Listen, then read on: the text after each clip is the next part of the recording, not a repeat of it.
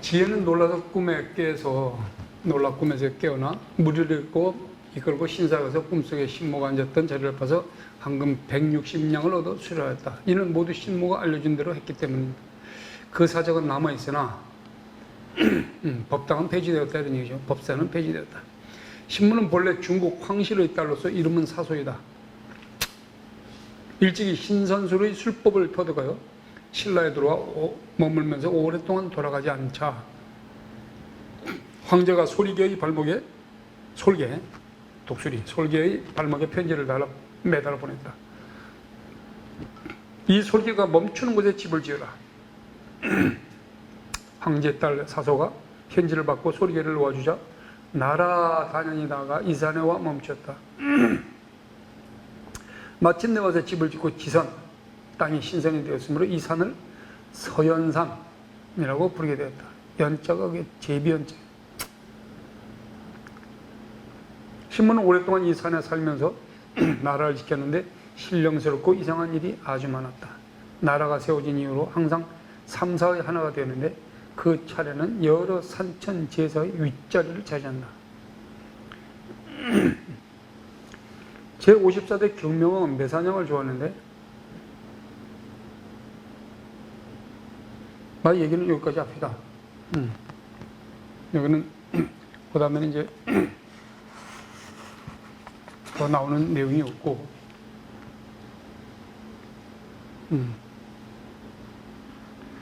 더 나오는 내용이 없습니다. 그래서 어쨌든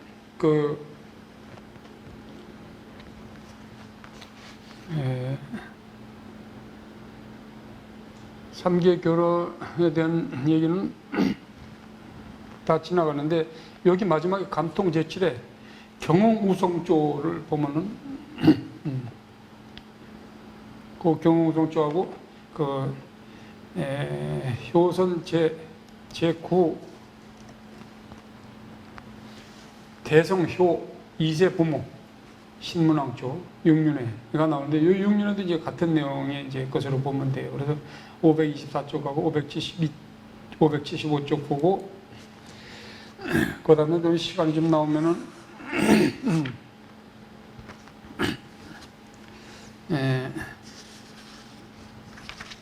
불교 문학 사상에 나타낸 삼계교 사상에서 제가 쓴 책의 삼계교 내용인데 그것이 삼국사에 어떻게 이제 영향을 끼치느냐 거기를 잠깐 하고 끝내겠습니다. 524쪽을 봐주세요. 감통 제7 경흥우성조라. 경흥이 우연히 성인을 만나다. 우연히가 아니라 성인을 만나다. 만날 우자죠. 자, 경흥이 성인을 만나다. 신문왕 때의 고성 경흥은 성이 수씨이고 웅천주. 지금 웅천주는 공주죠. 공주 사람입니다. 나이 18세를 출가하여 3장을 통달하니 신망이 들떠왔다. 개요원년 681년 문왕이 세상을 뜰 무렵에 신문왕에 이렇게 말하였다. 그러니까 문무왕이 다음에 신문왕한테 이렇게 말한 거예요. 경흥법사는 국사로 설만하니 내 명을 잊지 말아라. 그래서 이제 신문왕이 제위에 오르자 그 경흥법사를 존대하여 국노로 삼아 삼랑사에 머물게 했는데 갑자기 병들어 한 달이나 앓았다. 이때 한 여성이 찾아와서 그 경흥스님은 이렇게 병이 들어 한 달이나 누워있으니까 한 여성이 찾아와 문안을 들면서 화엄경 가운데 있는 착한 벗이 병을 고쳐준다는 설로 말하였다. 이거 이제 공로인데 공로는 이제 저번 이제 나이도 늙고 이제 원로니까 그런데 스님을 갖다가 어떤 피곤을 심어서 이제 얘기를 하더라 이런 얘기죠. 지금 법사의 질병은 근심으로 생긴 것이니 웃으며 즐거워하면 나을 수 있습니다. 이렇게 말하고는 10가지 탈을 만들어 저마다 우습기 짝이 없는 춤을 추게 하니 높이 솟아올랐다가 줄어들었다가 하며 변하는 모습이 이루 말할 수 없이 우스워 턱이 빠질 정도. 법사는 자기도 모르는 사이에 병이 깨끗이 나았습니다. 그저 여성은 문을 나가 남항사. 응? 이전은 삼랑사 남쪽에 있어요. 남쪽에 있으니까 지금 뭐 시외버스 터미널 쪽이 남쪽이니까 그쪽에서 들어가 숨어 살았는데 그가 짚었던 지팡이만 11면 원통상을 그린 그림 앞에 놓여 있었다.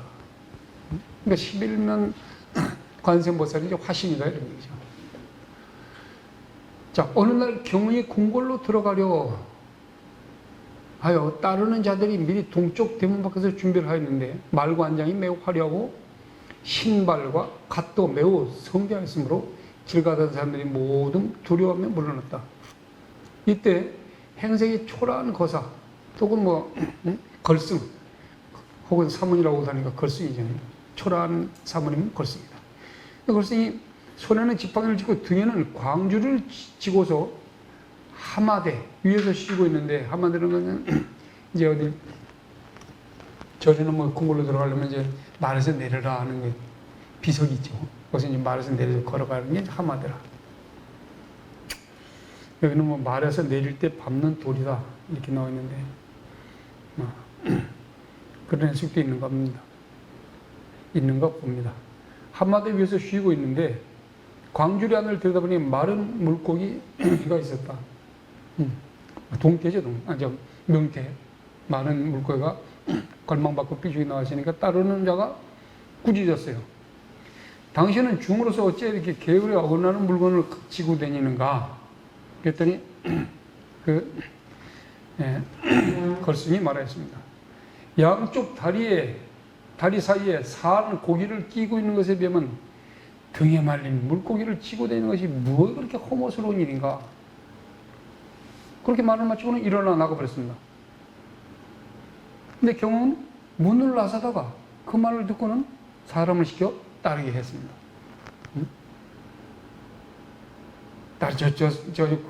걸승을 한번 따라가 봐라. 어디 가서 사는 누군지 한번 알아봐라 이런 얘기죠. 거기서는 남산 문수사 문 밖에 이르러 광주를 버리고 사라졌는데 짚었던 지팡이는 문수보살상 앞에 세워져 있고 말린 물고기는 바로 소나무 껍질이었다. 심부름 갔던 사람이 와서 보고 하니 경은 듣고 탄식하였다. 아하, 문수보살이 와서 내가 말을 타고 다니는 것을 경계한 것이구나. 그대로 경은 죽을 때까지 말을 타지 않았다. 경이 뿌리는 향기로운 덕향과 남긴 맛은 모두 승려 현본이 지은 삼망사피에 자세하게 실려있다. 이런 내용인데요. 뒤에 뒷장 526쪽입니다. 일찍이 보현장경에서 미륵보살이 이렇게 말하였다. 나는 마땅히 내세에는 다음 생에는 연부제, 남연부제죠. 인간세, 남연부제는 인간세계를 이루기도 한다. 그래서 남연부제에 태어나 먼저 석가의 말법 제자들을 구원할 것이다. 그리고 나서 말탄 승려는 제외시켜 그들이 부처를 보지 못하게 할 것이다. 그러니까 이렇게 말한다면 지금 미륵보살에 나와 있다 이런 얘기입니다. 그러나 어찌 경계하지 않을 수 있겠는가? 다음과 같이 기린다. 옛날 현인이 모범을 보인 것은 뜻하는 바 많은데 어찌 후손들이 갈고 다듬지 않으랴. 등에 진 마른 물고기가 도리어 말썽거리려면 훗날의 용화수 저버릴 일을 견디겠는가. 내세는 연부제에 태어나 먼저 석가의 말법제자, 지금 말세인데 지금 미륵보살이 나와 있어서 말법제자들을 구원하고 있다는 얘기죠. 특히 경주는 이게 뭐 옛날 가석불 시대의 도량이라고 그래요, 경주가. 이게 그래서 그런지는 몰라도 어느 날 이제 송림사한테 초팔인가 뭔가 큰 제가 있었는데 과일하고 떡을 실어가지고 이제 신도를 이제 뭐 온 사람들 이렇게 나눠주고 있는데 그게 황성동이라 황성동 시장 그 뒤편인데 누구 이렇게 주는데 정말 어떤 거지 같은 그 할망구야. 포대도 뭐 지저분하고 뒤집어 쓰고 나서 쟤네 뭐예요? 하면서 딱 왔어. 떡 좀 나눠주고 있어요. 그러니까 나도 주세요. 하면서 확 뺏어가는데 그걸 다 뺏어가려는 거야. 내가 딱 눈을 봤지. 딱 눈을 보고 보니까 그런 생각이 들어가는 거야. 아이, 관생 보셨나, 뭐, 밀 보셨나, 향연해가지고 이제 내 마음을 떠보려는 거 아닌가. 여보시오, 나도 복 좀 짓게 2개만 가지고 가시오. 그럼 3개 줬지. 그랬더니 돌아가는데 보니까 없어졌어. 금세 없어졌어. 이야, 그런 경우 있어. 몰라, 내 생각이 그러진 몰라도, 자기가 다 가져가서 남 주나, 자기한테 다 주나, 똑같은 건데, 이렇게 치나 저렇게 치는 마찬가지란 말이죠. 근데 내가 먹은 목적은 내 아는 신도들한테 주려고 가져온 건데, 내가 혼자 먹자고 하는 건 아닌데, 자기가 이제 다 가져가겠다. 막 그렇게 보면 다 그렇게 보이고, 이렇게 보면 다 이렇게 보이지만, 그런 경우도 있었어. 자, 575쪽. 확 뒤로 넘어갑니다. 확 뒤로 넘어가서 575쪽. 그래서 경영 우성 쪽에서는 얘기하는 건 뭐냐면, 꼭 연관시키는 건 아닌데, 보세요. 국사 정도가 되면은 무슨 말을 타고 다니는데, 여기 무슨 뭐 꼬리낄 게 있어? 저놈이 말이야, 별로입니다. 그런 얘기를 하는구나 하고 그냥 지나갈 수도 있는데, 아랫사람 시켜서 한번 따라가 봐라. 이렇게 얘기한 게 벌써 지혜가 있으니까 그렇게 된 거고, 문수거사상 앞에 지팡이 갔었다니까, 문수거사에 나를 경계하려는구나 하는 그 단 2가지 생각은 3개교에서 민중, 취락불교를 민중을 생각하고 민중을 이익되게 하고 민중의 편에 선 그런 사상이 경우성조에 스며들어 있는 게 아닌가, 이런 얘기죠. 그래서 그걸 잠깐 인용했고, 575쪽은 대성이라는 사람이 있죠. 모량리의 이제 아들인데, 두 세상의 부모에게 효도하다. 신문왕 때 모량리, 지금 이제 저쪽 서쪽 모량리. 이 가난한 여인 경조에게, 보살 경조에게 아들이 하나 있었는데 머리가 크고 종소리가 평평한 것이 마치 성과 같아 이름을 큰 성이라 하였다. 집안이 가난하여 키울 수가 없었으므로 부자인 보관의 집에 가서 판풀이를 하였는데, 그 집에서 몇 일왕의 논을 주어 의식의 미천을 삼게 하였다. 이때 덕망 있는 승려 점계가 흥륜사에서 6륜회를 베풀고자 하여, 6륜 내지는 그 점찰이 다 같은 그런 그 지장보사를 필두로 해서 이제 참여하는 그런 회입니다. 6년을 베풀고자 하여 시주를 받으러 보관의 집에 이르자 보관이 배 50대를 시주하였다. 점교가 축원을 하였다. 신도께서 보시를 주함으로 천신이 항상 보아여 하나를 보시하면 만배를 얻게 될 것이니 바라간대 안락을 누리고 장수할 것입니다. 이제 저는 축원을 했습니다. 대성이 그 말을 듣고는 집으로 달려와 그의 어머니에게 말하였다. 제가 문 밖에 온 스님이 외우는 소리를 들으니, 아니 하나를 쉬자면 만배를 얻는다고 합니다.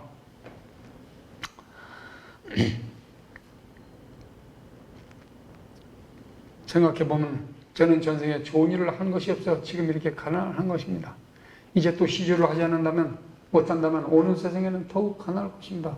우리가 품팔이로 얻은 밭을 도표에 시주하여 후세의 응보를 도모하는 것이 어떻겠습니까? 어머니도 좋다. 그것으로 밭을 점계에게 시주하였다.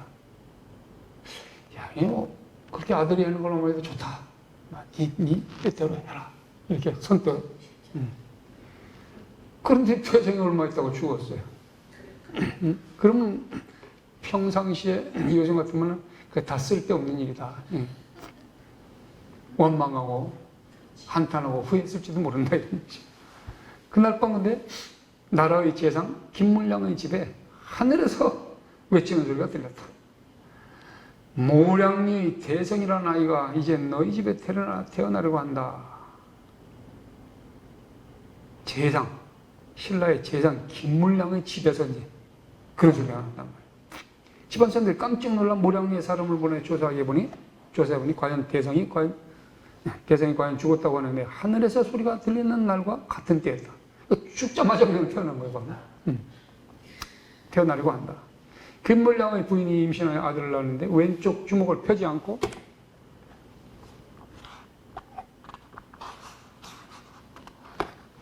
왼쪽 주먹을 꽉 쥐고 있었다. 그러다 7일 만에 폈는데 손바닥에 대성이라는 두 글자가 새겨진 금패를 쥐고 있었으므로 이름을 다시 대성이라 짓고 모량리에 사는 그 어머니 경조보살을 맞이하여 집안에 두고 함께 봉양하였다. 대성이 어른이 된 뒤에 사냥을 좋아했는데 어느 날 투암산에 올라가 곰 한 마리를 잡고 산 아래 마을에서 묵게 되었다. 대성의 꿈에 곰이 귀신으로 변하여 시비를 걸며 말하였다. 너는 무엇 때문에 나를 죽였느냐? 내가 다시 너를 잡아먹겠다. 대성이 두려워 용서를 비니 귀신이 말하였다. 그럼 나를 위해 절을 지어줄 수 있겠느냐? 대성이 그렇게 하겠다고 명세하고 꿈에서 깨어나는데 이불에 땀이 흠뻑 젖어 있었다. 이후부터는 사냥을 하지 않고 꿈속에 나타났던 곰을 위해서 장수사 를 세웠다. 이 일로 해서 감동하는 바가 있어 자비로운 발음이 더 독실하게 됐다. 이로 인해서 이생의 부모를 위해 불국사를 세우고 전생의 부모를 위해 석불사를 세우고 석불사는 어디냐? 지금 석굴암이죠. 석굴암.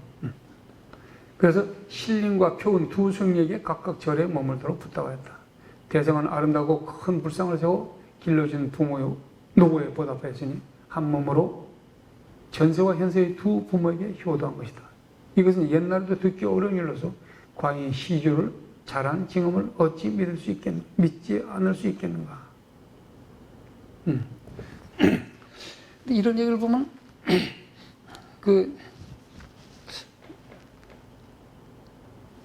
참 믿기 어려운 일이죠.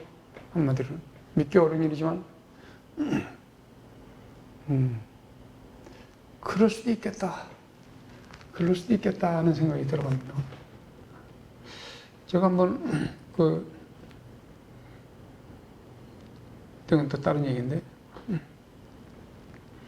어느 그것도 영업노비지 쉽게 말하면 영업노비 보니까 그런 얘기가 있어요. 어떤 호라비를 이제 모시는 아들이 있었는데 호러미를 모시는 아들이 있어요. 아버지하고 어머니를 다 같이 모시고 있었다.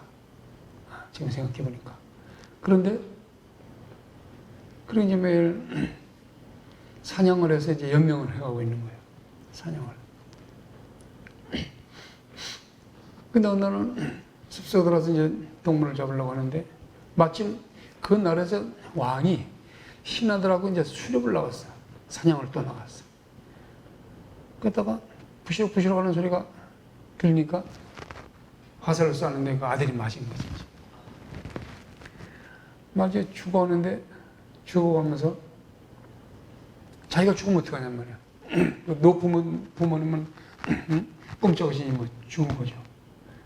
죽으면서 원통에 가서 이제 하늘에 대해 고해. 하늘에 대하고 이제 고했어요. 누가 화살 하나 가지고 새 생명을 죽이는 것이 있느냐? 누가 있어? 응? 내 생명을 뺏어가느냐? 내가 잘못한 것이 있으면 내가 마땅히 죽어야겠다. 내 부모들은 어떻게 하고 응? 내가 죽어가면 어떻게 하느냐? 하늘에 통곡을 한 거예요. 하늘이 제 시간 딱 보니까 정말 그럴 걸라. 응? 그래가지고 이제 그 제석전의 힘으로 그 아들을 이제 구해줬어요. 왕이 딱 와서 보니까 막 죽어오시니까 하늘을 뺏어 했는데 그래도 막 중태인데 제석전 신이 구해줬는데 그래가지고 그 집을 이제 나라에서 쌀과 곡식을 이제 해서 뒷발질 했다는 이런 얘기가 나오는데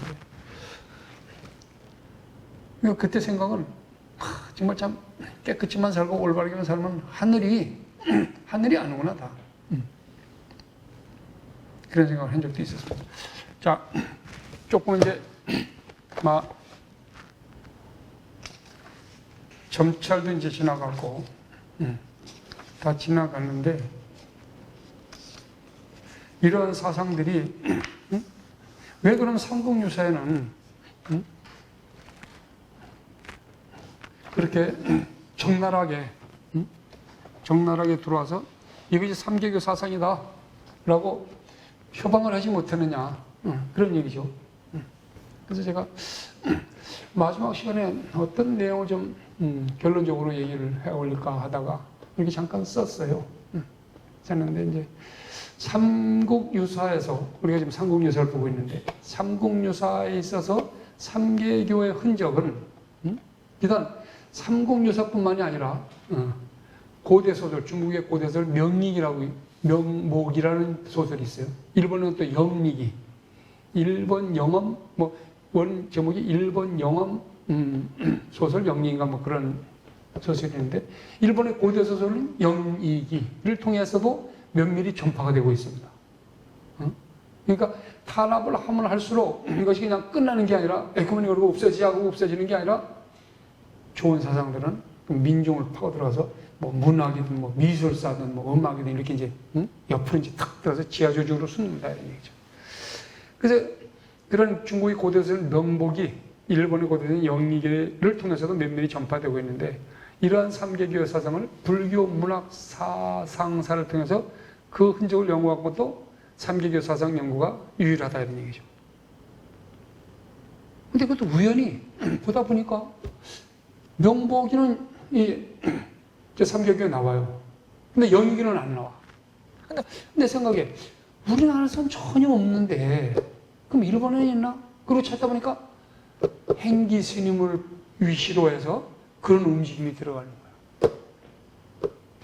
일본에서도 제일 먼저 530년경대에 불상이 들어갑니다. 근데 그 불상이 지장보살상이에요. 그것도 비구니 스님들이 모시고 간 지장보살상이 제일 먼저 들어가려. 라고 하는 것은 지금도 일본 불교하면 그건 지장신앙이에요. 동네마다 조그만 요만한 돌로 해서 지장보살 모셔놓고 할머니들이 새벽에 일어나자마자 가서 향 하나 딱 펴놓고 이렇게 자기 자손들을 기원하는. 그러니까 절에는 머니까 갈 적 없이 동네 오기마다 다 있어. 치마를 빨갛게 두른 또는 애기 이제 산하지 않은 그런 지장보살상도 있고. 그래서 이제 종교별로 여러 동네마다 다 틀리죠, 이제. 그런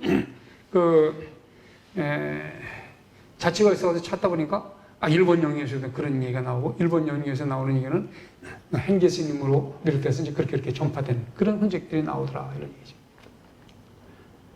이렇게 해서나마 간단하게 삼국 유사의 사상을 3개교와 연관시켜 이렇게 보았습니다. 근데 생각해보면 그저 제가 아는 그저 재미있는 설화 정도로 끝날 것이 아니라 좀 딱딱하지만 좀 더 진지 있게 깊이 있게 하나의 사상, 즉 3개교가 삼국유사에 끼치는 그런 영향, 이것이 어떻게 흘러서 이어져 내려오고 있으며 또 그 변형된 과정은 어떻게 귀결되어 있는가, 어떻게 진행돼서 결과가 어떻게 되는가 하는. 그래서 그런 영향이 있다면 그 영향은 불교가 그 대상인 민중들에게 어떠한 결과를 낳는가, 이걸 살펴보면 더 유익할 것이다 하는 얘기입니다. 장광세를 늘어놓게 되었는데 쉽고 재미있게 풀지 못한 점 시청자들께 미안하게 생각하는 바이면서 결론적으로 짧게 말씀드리면 3개교의 그 사상은 말법 시대의 근기 약한 중생들에게, 이 말법 시대의 근기 약한 중생들에게라는 내용은 중국에서 바로 그 당시가 말법이다라는 걸 피부적으로 중국 사람들이 느꼈기 때문에 그래요. 보세요. 56국이란 그런 나라들이 전부 다 전쟁을 일삼다가 겨우 통일된 수나라를 등극시켰는데 성한 남정네가 없어요. 전부 다 팔다리 끊어지고 그냥 여자들이 전부 다 애기 얻고 밭을 일구고 경제난에 휘덕휘덕하고, 거기에 돈을 빌려준 정부, 귀족, 큰 절에서는 고리대금을 부르고 5할 이상의 그 고리대금을 해서 쥐어짜고, 이게 우리 지옥이지 뭐. 그런 시대에도 불법을 펼치려면 어떻게 펼쳐야 되냐. 그 근기에 맞는 시기에 들어맞는 시기상하는 불법을 펼치고자 한 것이 바로 삼회교의 신양법사란 말이죠.